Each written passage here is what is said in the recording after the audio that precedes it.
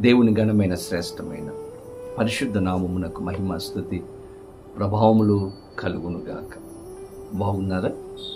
దేవాది దేవుడు మరికొ నూతన దినాన్ని మన జీవితంలో ఆయన అనుగ్రహించి ఉన్నారు. ప్రభు ఇచ్చినటువంటి ఈ నూతన దినములో ఎంతమంది ప్రభుత్వ సమయాన్ని గడిపారు? ప్రార్థన చేసుకున్నారా? వాక్యం చదువుకున్నారా? ప్రతిదినము కూడా ప్రభుతో మనం సమయాన్ని గడిపినప్పుడు, ఆయన యొక్క స్వరాన్ని మనము విన్నప్పుడు ఖచ్చితంగా ఆయన మనలను దీవించే దేవుడుగా ఆయన ఉంటాడు. ప్రతిదినము కూడా ప్రభుత్వ సమయాన్ని గడపండి. ప్రతిదినము ఈ వాగ్దానాన్ని విశ్వాసముతో పొందుకోండి. ఖచ్చితంగా ఆయన మన పరిస్థితులను మారుస్తాడు. మీరందరూ కూడా ఈ యొక్క కార్యక్రమాన్ని సబ్స్క్రైబ్ చేస్తారని, అనేక మందికి షేర్ చేస్తూ ఉన్నారని నమ్ముచూ ఉన్నాను. అనేక మందికి షేర్ చేయండి. ఈ పరిచర్యల కొరకు ప్రార్థన చేయండి. ప్రభువు సిద్ధపరిచిన వాగ్దానమును ప్రార్థనా పూర్వకముగా పొందుకుందాం. తలల వంచండి. ప్రార్థన. పరిశుద్ధుడానికి వేలాది వందనాలు, స్తోత్రాలు. ఉదయకాలంలో మేమందరం నీ సన్నిధికి వచ్చి ఉన్నాము. మాతో మీరు మాట్లాడండి, దర్శించి మీరు ఆశీర్వదించమని, నీ కృపలో భద్రపరచమని యేసు నామమున అడిగి వేడుకొనుచు ఉన్నాము మా పరమ తండ్రి. ఆమేన్. ఈ దినం దేవుని వాగ్దానం చదువుకుందాం. బైబిల్ గ్రంథాలు తెరవండి. 102వ సంకీర్తన 13వ చరణమును చదువుకుందాం.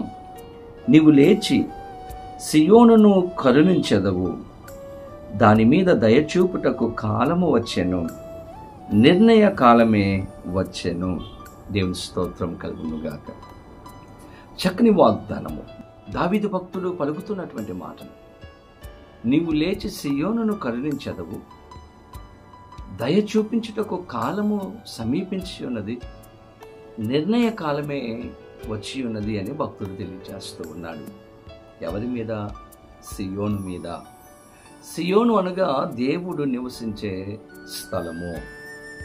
సియోను దేవుని ప్రజలకు సాదృశ్యంగా కనబడుతూ ఉంది. ఈరోజు దేవుడు తన ప్రజలలో నివసించేవాడుగా నిలిచి ఉన్నాడు. దేవుని బిడ్డలారా, ఈరోజు ఈ వాగ్దానము మనకే. సియోను అనగా నీతో దేవుడు మాట్లాడుతూ ఉన్నాడు. దయ చూపించుటకు కాలము సమీపముగా ఉన్నది, నిర్ణయ కాలము వచ్చి ఉన్నది అని దేవుడు తెలియజేస్తూ ఉన్నాడు.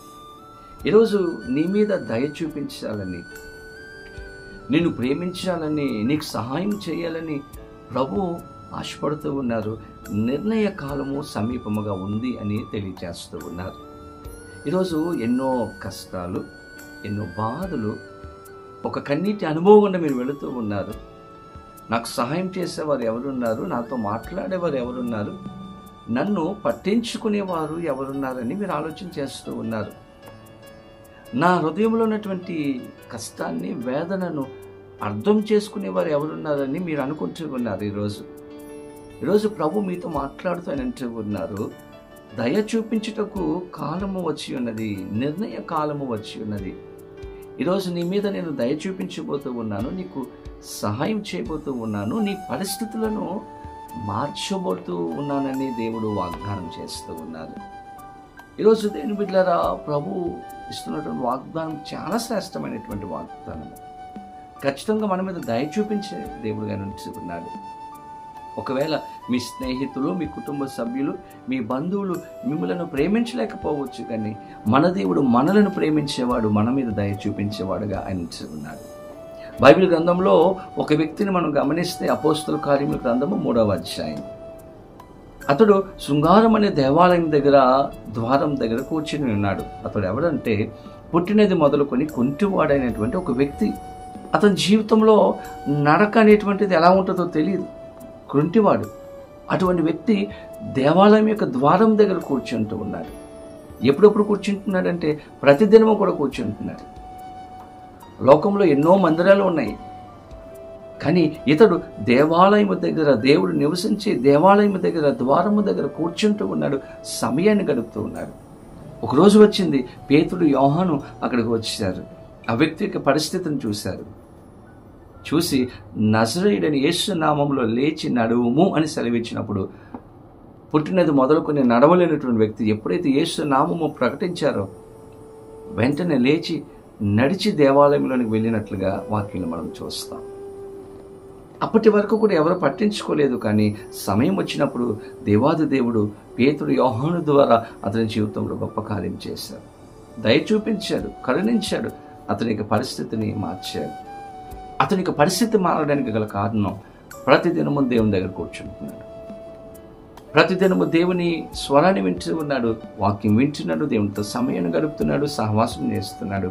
సమయం వచ్చింది, నిర్ణయ కాలం వచ్చింది, అతని జీవితంలో దేవుడు అద్భుతం చేశాడు. ఈరోజు నీవు కూడా ప్రభుత్వ సమయాన్ని గడపగలిగితే, ప్రభుత్వ సహవాసం చేయగలిగితే, ప్రార్థన చేయగలిగితే, వాక్యం చదువుకోగలిగితే, దేవుని మందిరంలో నీవు సమయం గడపగలిగితే ఖచ్చితంగా ఆయన నిన్ను దీవించే దేవుడు, నీ మీద దయ చూపించే దేవుడు. భక్తులు అంటూ ఉన్నాడు, దయ చూపించుటకు కాలము వచ్చి ఉన్నది, నిర్ణయ కాలము వచ్చి ఉన్నది. అది ఈరోజే నీ మీద దయ చూపించాలని, నీకు సహాయం చేయాలని ఆశపడుతూ ఉన్నారు. అటువంటి కృపా సహాయములు పరిశుద్ధాత్మదేవుడు వీడియో చూస్తున్న ప్రతి ఒక్కరికి అనుగ్రహించి సహాయం చేయనుగాక. ఆమేన్. ప్రార్థన. పరిశుద్ధుల నీకు వేలాది వందనాలు, స్తోత్రాలు. ఉదయకాల సమయంలో మేమందరం నీ సన్నిధికి వచ్చి ఉన్నామయ్యా. మా మీద దయ చూపించే దేవుడుగా, మాకు సహాయం చేసే దేవుడుగా మీరు ఉన్నందుకు మీ స్తోత్రాలు.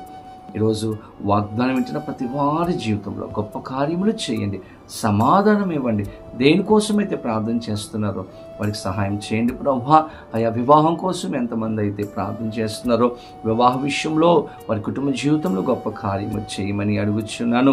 ఉద్యోగాల కోసం ఎంతమంది అయితే ప్రార్థన చేస్తున్నారో మంచి మంచి ఉద్యోగాలు ఇవ్వండి. వ్యాపారం కోసం ఎంతమంది అయితే ప్రార్థన చేస్తున్నారో వ్యాపార విషయంలో అయ్యా మీరు కార్యములు చేయమని అడుగుచూ ఉన్నాను. ప్రతి ఒక్కరికి సమాధానము దయచేయమని యేసు నామమున అడిగి వేడుకొనుచూ ఉన్నాము మా పరమ తండ్రి. ఆమేన్. తండ్రి, కుమార, పరిశుద్ధాత్మ త్రియేక దేవుని యొక్క దీవెన ఆశీర్వాదము సదాకాలము కలుగునుగాక. ఆమేన్. దేవుడు మిమ్మల్ని దీవించునుగాక. ఆమేన్.